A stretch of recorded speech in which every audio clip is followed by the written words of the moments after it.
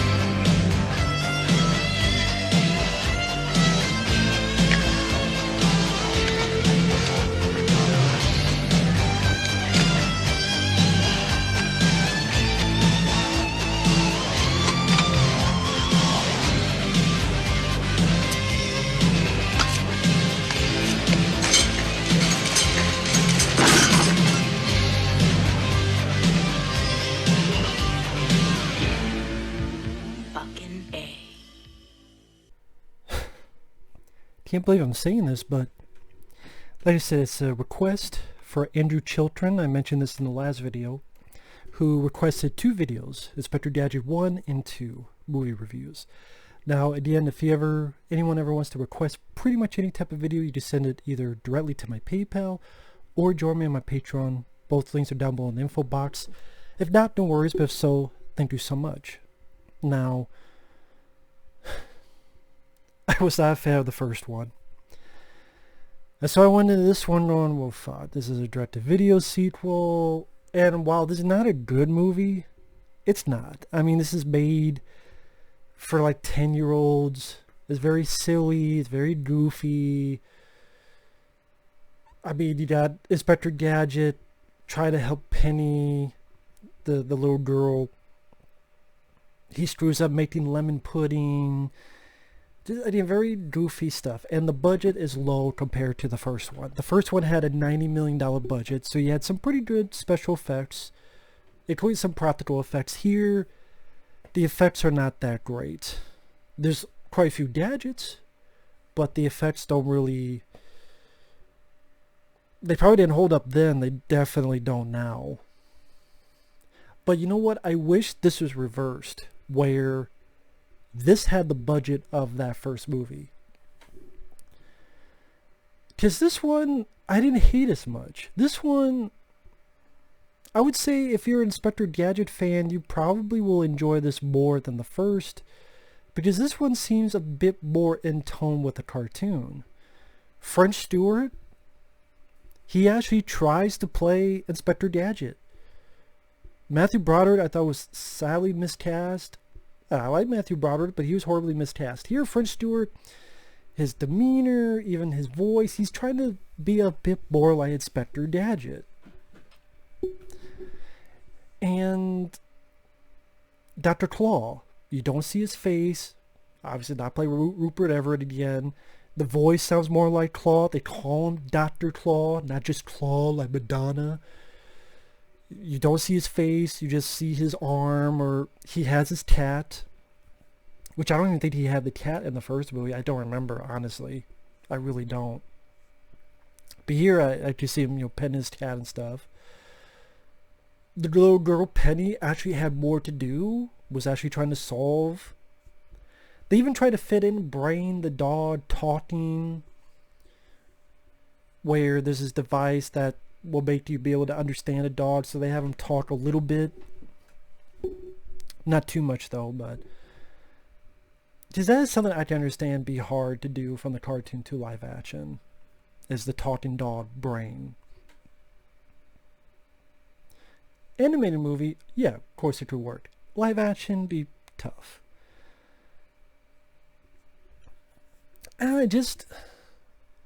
Again, it's not that good because the jokes are very kiddie, something that I could see this being on Nickelodeon or something.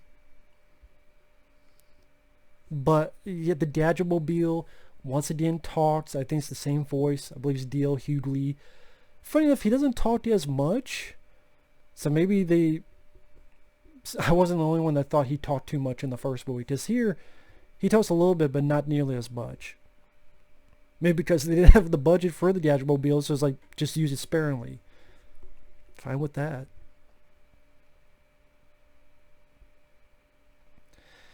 I mean, the plot of the film, Inspector Gadget, because Dr. Claw has been caught, there's not much crime, so he's catching speeders. He catches his old woman, he's adamant that she's guilty. I don't know, that does seem like something that Gadget would do, because he is a bumbling fool who doesn't really truly know what he's doing. Because at the cartoon, Penny and Brain, they're the ones that really solve the crimes.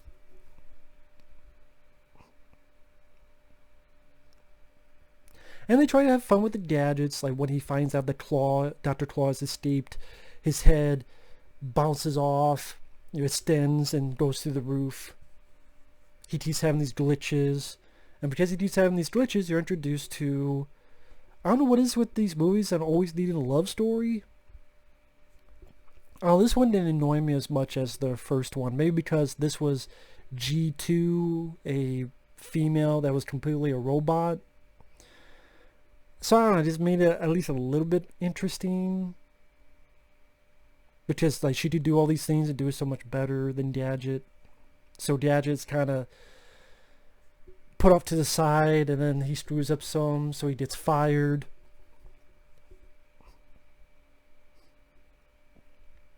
And I guess with this, knowing that's a direct-to-video film, so I wasn't expecting much of anything. Not being a fan of the first one at all, so expectations are even fucking lower. I'm like, okay, French Stewart, he's not that bad in this. And okay, they try to utilize the dog Brain and Penny a bit more. And okay, Dr. Claw, you don't show his face, his voice seems more like the cartoon. And okay, yeah, the effects are not that good, but it's, you know, direct-to-video, low budget. Why didn't they give this why wasn't this the first movie? You know, the gadgets they're using, the pencil eraser, and then the shards come out the other ear, or you do get the helicopter thing that you get the first movie. He uses the bolt cutters at one point. Like, you still have the gadgets there, despite the limitations of the budget. He's using these different gadgets when he's fired. He's a little montage of him trying to do all these other jobs. One thing I thought was, well, there's two scenes I thought was weird, because one was clearly for Dunkin' Donuts. There's a huge feed of fucking Dunkin' Donuts right here, in view of the camera. Like Dunkin' Donuts. And another was McDonald's. When Dr. Claw, they have some tracker on him, and then making him do stuff he doesn't want to do. And it's him trying to eat a fucking French fry from McDonald's. Like, you see the M and the red. And believe me, I know those French fries. I eat those French fries a lot. My favorite foods ever. So I know what they look like. And you see the fucking thing as him, oh my god, they're not letting him have his French fry. So there's moments like that I thought was weird. The product placement. Because it's direct-to-video. Usually, this will sound stupid. Doesn't product placement, don't they usually go for more movies that are going to theaters? Not so much direct-to-video stuff?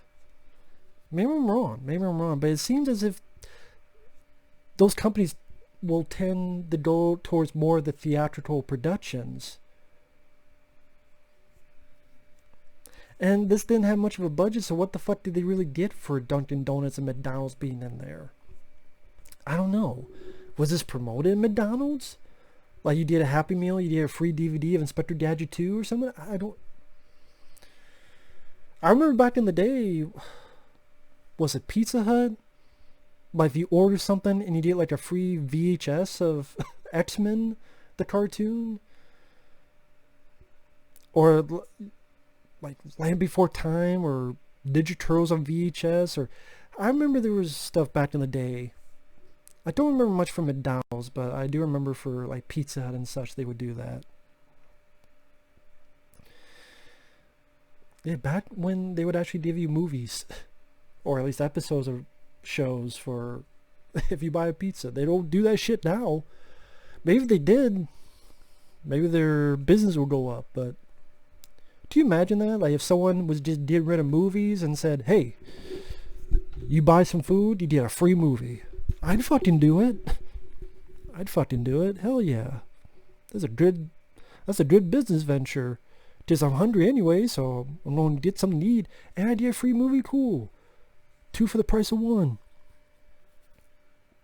Oh wow, I got a good one. This goes for like $30. I got it for because I bought a $10 meal or $5 meal or something. Anyway, going back to this. So yeah, the movie is very kiddie, it's very childish, but it doesn't go into fart jokes or piss jokes or any of those kind of jokes. Gadget, he didn't seem as horny here as he did in the first movie. And French Stewart seemed like he was trying to be more like Inspector Gadget compared to Matthew Broderick.